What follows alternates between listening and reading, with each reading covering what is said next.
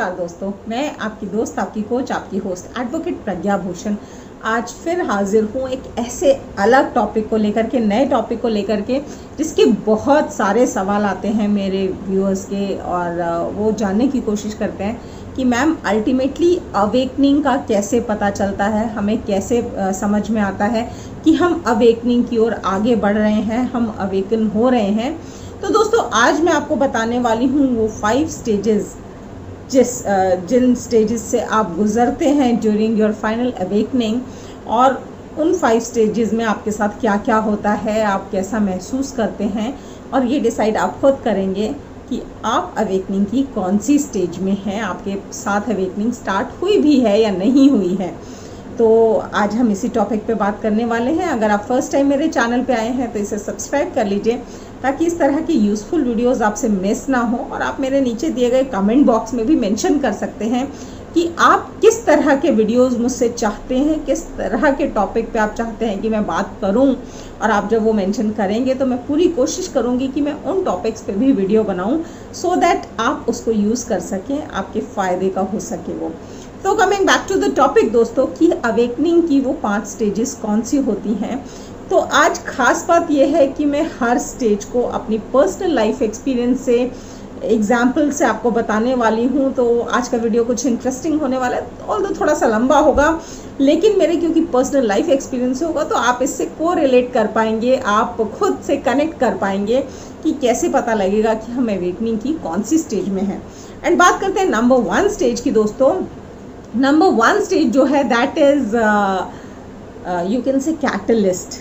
Yes, catalyst मतलब आपकी जो मटेरियलिस्टिक लाइफ है जिसमें आप जी रहे हैं, जिस जीवन में आप जी रहे हैं, जिस ज़िंदगी को आप गुजार रहे हैं, उसमें एक ज़बरदस्त हलचल होती है। ये जो स्टेज 1 है ये उसमें कैटलिस्ट का काम करती है। जैसे किसी केमिकल में आप सडनली कोई कैटलिस्ट डालते हैं तो उसमें ब्लास्ट सा होने लगता है, बहुत सारे फाउंटेन्स निकलने लगते हैं, बहुत तेज़ी से वो लिक्विड घूमने लगता है। तो ठीक ऐसे ही ये जो स्टेज 1 है ये कैटलिस्ट का काम करती है, जिसमें आपको कुछ ऐसे एक्सपीरियंसेस होंगे जिससे आपको अपनी पर्सनल, प्रेजेंट, इमोशनल या मटेरियल लाइफ में काफ़ी हलचल महसूस होगी।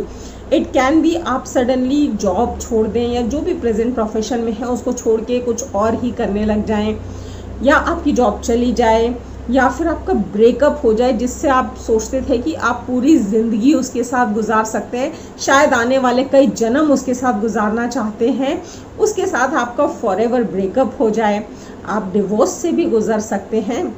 सब कुछ नेगेटिव नहीं होता, हो सकता है आप अपने ट्विन फ्लेम से मिलें और आपके स्टेबल इमोशनल कंडीशन में बहुत हलचल सी शुरू हो जाए, आपको किसी से प्यार हो जाए, मोहब्बत हो जाए, तो कुछ भी हो सकता है। लेकिन जिस कंडीशन में आप अभी हैं वो सडनली चेंज होगी और बहुत टर्बुलेंस से गुजरेगी। मेरे साथ भी हुआ था जब करीब 2010 में मैं बहुत हाई रैंक में जॉब करने के, हाई पेइंग जगह पे जॉब करती थी, काफ़ी अच्छी पेमेंट्स मिलती थी, मुझे सैलरी मिलती थी। And suddenly with in 5-6 minutes I resign from my job, in spite of knowing कि मुझे पता ही नहीं था कि मुझे नेक्स्ट करना क्या है, मुझे जाना कहाँ है, मुझे आगे का करियर कहाँ लेकर के जाना है। और सडनली मैंने कुछ 10-11 साल का करियर 5-7 मिनट के अंदर ज़ीरो कर दिया था। उसके बाद जो हुआ वो उससे कहीं ज़्यादा बेहतर हुआ, बिकॉज़ जब कैटलिस्ट आता है तो आपको बेहतर ही लेकर के जाएगा, आपको नीचे नहीं लाएगा।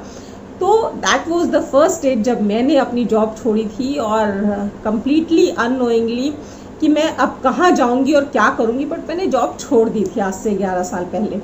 तो that was the first stage की अवेकनिंग इस तरह से होती है। तो आपकी लाइफ में ऐसा कुछ हो सकता है जिससे आपको पता चल जाए कि आप फर्स्ट स्टेज से गुजर रहे हैं या गुजर चुके हैं।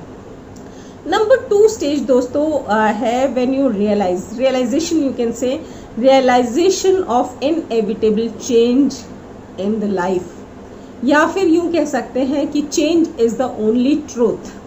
तो ये आपको रियलाइज़ होना शुरू हो जाता है, आपको ज़िंदगी की सच्चाई समझ आने लगती है कि जिस ज़िंदगी के लिए सारी भाग दौड़ है ना, वो ज़िंदगी भी परमानेंट नहीं है, वो ज़िंदगी भी कभी भी किसी भी टाइम ख़त्म हो सकती है, किसी भी टाइम आ सकती है, एक नई ज़िंदगी आ सकती है। तो ये जब रियलाइजेशन होता है, ये स्टेज नंबर 2 है।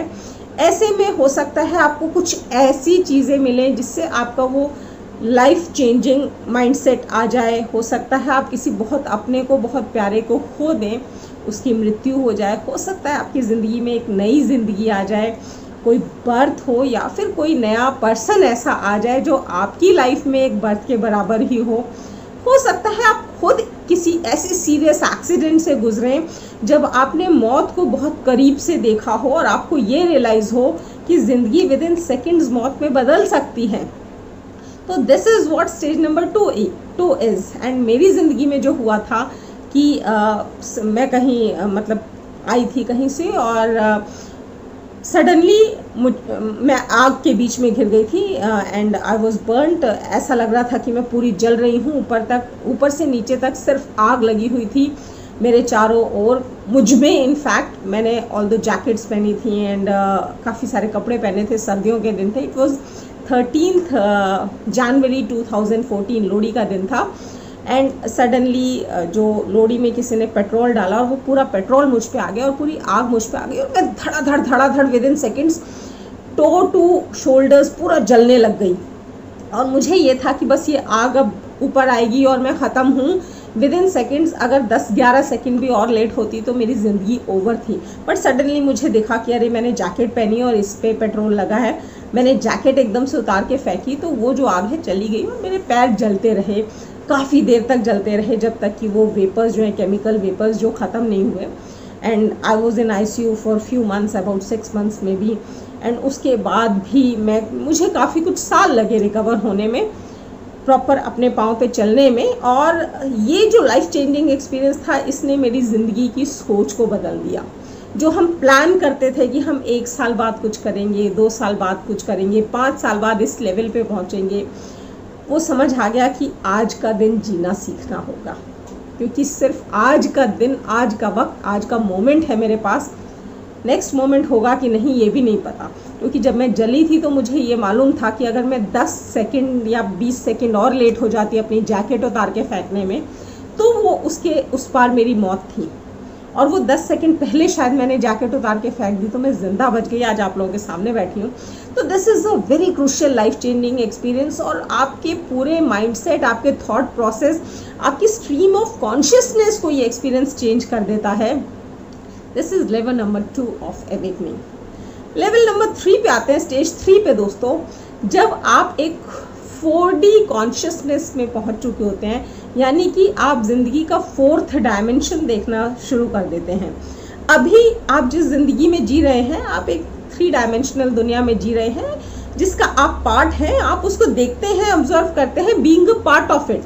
लेकिन जब आप अपने 3rd स्टेज ऑफ अवेकनिंग में पहुंचते हैं तो as an outsider, as an observer, आप उस पूरी 3 डायमेंशनल जो ड्रामा चल रहा है आप उसको देख पाते हैं, जैसे बाहर से बैठ के, और ऑब्जर्व कर पाते हैं, सोच पाते हैं। You start questioning the things जो बचपन से, पैदाइशी से, जब आप पैदा हुए थे तब से लेकर के अब तक आपको जो बताया गया है, जो कॉन्सेप्ट समझाए गए हैं, जो आपके दिमाग में भरे हुए हैं, जो कई पीढ़ियों से, जनरेशन से चले आ रहे हैं, आप उस हर चीज़ को क्वेश्चन करना स्टार्ट करते हैं, उस हर चीज़ को खुद समझना स्टार्ट करते हैं, उस हर चीज़ को रियलाइज़ करना, क्वेश्चन करना, चीज़ों को ज़्यादा पढ़ना, ज़्यादा सोचना शुरू कर देते हैं। आप एक मेडिटेशनल स्टेट में आना शुरू कर देते हैं।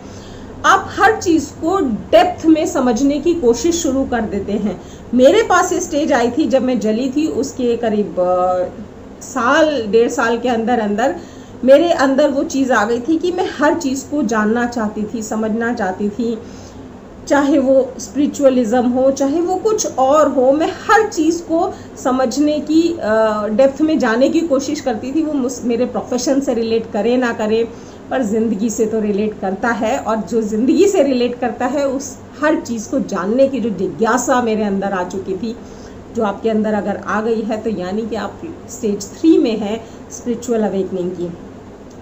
स्टेज 4 की अगर बात करें दोस्तों, तो स्टेज 4 तब होती है when you detach from me and attach to others। यानी कि आप अपने बारे में कम और दूसरों के बारे में ज़्यादा सोचने लगते हैं।